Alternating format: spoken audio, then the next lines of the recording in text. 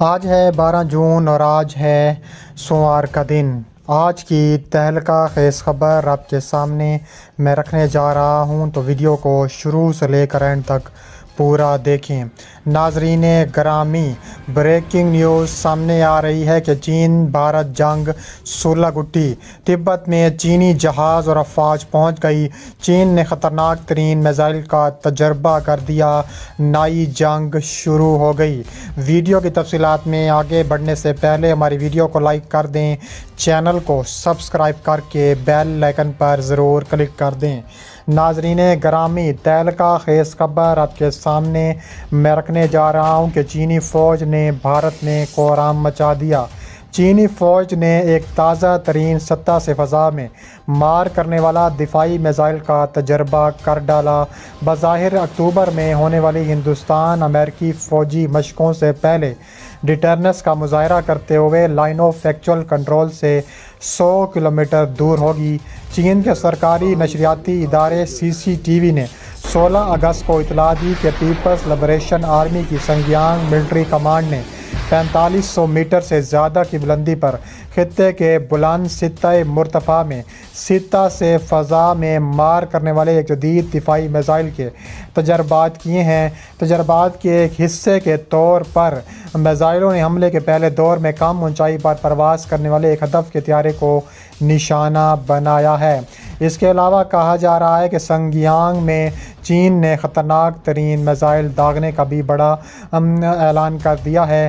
سنگیانگ command PLA کی مغربی theatre command کا ایک حصہ ہے جو چین اور بھارت کے درمیان 3488 کلومیٹر طویل متنازع سرحد کی نگرانی کرتی ہے، جسے لائن آف ایکچوئل کنٹرول بھی کہا جاتا ہے۔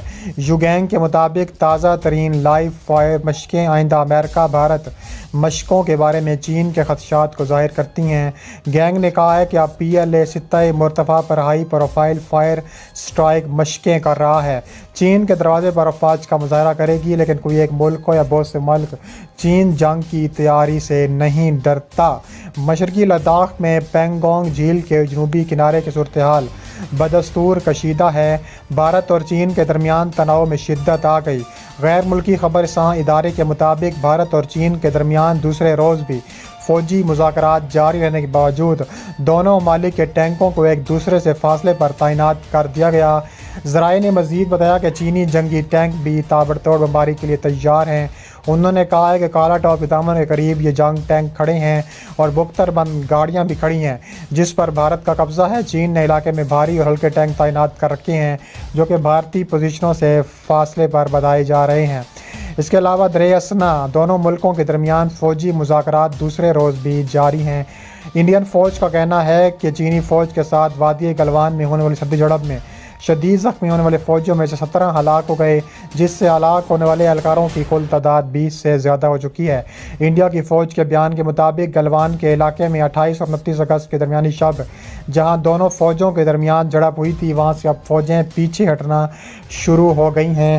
اس کے علاوہ پیر کی صبح بتایا گیا ہے کہ جھڑپ میں انڈیا کے ایک آفیسر سمیت 3 اہلکار ہلاک ہوئے، لیکن اب انڈین فوج کی جانب سے جاری کردہ بیان میں کہا گیا ہے کہ جھڑپ میں شدید زخمی ہونے والے 17 فوجی بھی ہلاک ہو چکے ہیں۔ اس کے علاوہ چین اور انڈیا کی بنیادی سرحد پر کسی جھڑپ میں ہلاکت کا کم از کم 45 برس میں یہ پہلا واقعہ ہے۔ فوجی حکام کا دعویٰ کیا تھا کہ اس جھڑپ میں چینی فوجی کو بھی جانی نقصان اٹھانا پڑا، تاہم چینی حکام کی جانب سے تاحال اس بارے میں کوئی بیان جاری نہیں کیا گیا۔ انڈیا کی حکومت کی طرف سے اس بارے میں ابھی کوئی بیان جاری نہیں ہوا، لیکن فرانسیسی خبر رساں ادارے AFP کے مطابق چینی حکام نے اس واقعے کی تصدیق کی اور انڈیا پر الزام لگایا کہ اس کے فوجیوں نے سرحد عبور کر کے چینی اہلکاروں پر حملہ کیا۔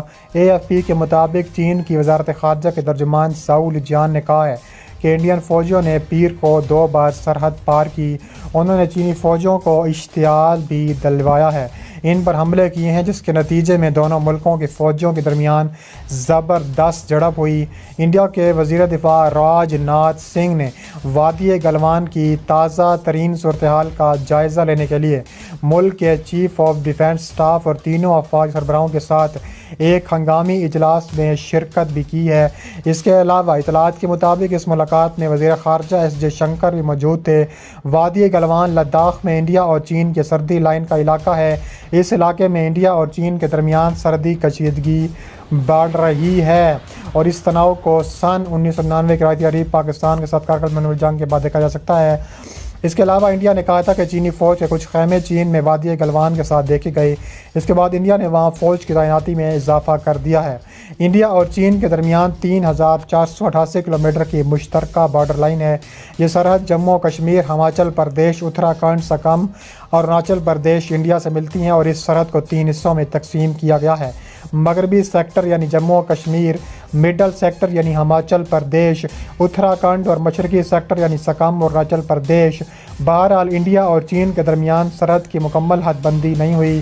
جس ملک کا جس علاقے پر قبضہ ہے اسے LAC بھی کہا جاتا ہے۔ تاہم دونوں ممالک ایک دوسرے کے علاقے پر اپنا علاقہ ہونے کا دعویٰ کرتے رہے ہیں، جو کشیدگی کا باعث رہا ہے۔ انڈیا مغربی سیکٹر میں ایک اکسائی چین پر اپنا دعویٰ کرتا ہے، لیکن یہ خطہ اس وقت چین کے کنٹرول میں ہے۔ دوسری جانب چین مشرقی سیکٹر میں اروناچل پردیش پر اپنا دعویٰ کرتا ہے۔ چین کا کہنا ہے کہ جنوبی تبت کا ایک حصہ ہے۔ چین تبت اور اروناچل پردیش کے مابین میک موہن لائن کو بھی قبول نہیں کرتا ہے۔ مجموعی طور پر چین اروناچل پردیش کے میک موہن لائن کو قبول نہیں کرتا۔ اس کے علاوہ کہا جا رہا ہے کہ جون کے مہینے میں سکارڈو میں 40 سے زیادہ چینی لڑاکا طیارے J-10 دیکھنے میں آئے ہیں۔ سمجھا جاتا ہے کہ چینی فضائیہ اسکردو ایئر بیس کو ہندوستان کے خلاف حملہ کرنے کے لیے استعمال کرنے کی بھرپور تیاریوں میں مصروف ہے، چونکہ اسکردو لیہہ سے محض 100 کلومیٹر دور ہے اور وہ کسی بھی چینی ایئر بیس سے کہیں زیادہ قریب ہے۔ لہٰذا چینی اس ایئر بیس کی صلاحیتوں کی جانچ پڑتال کر رہا ہے تاکہ اسے ہندوستان کے خلاف استعمال کیا جا سکے، جس پر اسے ڈبل محاذ پر حملے کا سامنا کرنا پڑ سکتا ہے۔ لداخ میں بھارت کے خلاف لڑاکا طیارے چلانے کے لیے چین کے پاس 3 ایئر بیس بشمول کاشغر، ہوتین، نگری، گورگنسا کے بارے میں معلوم ہوا ہے۔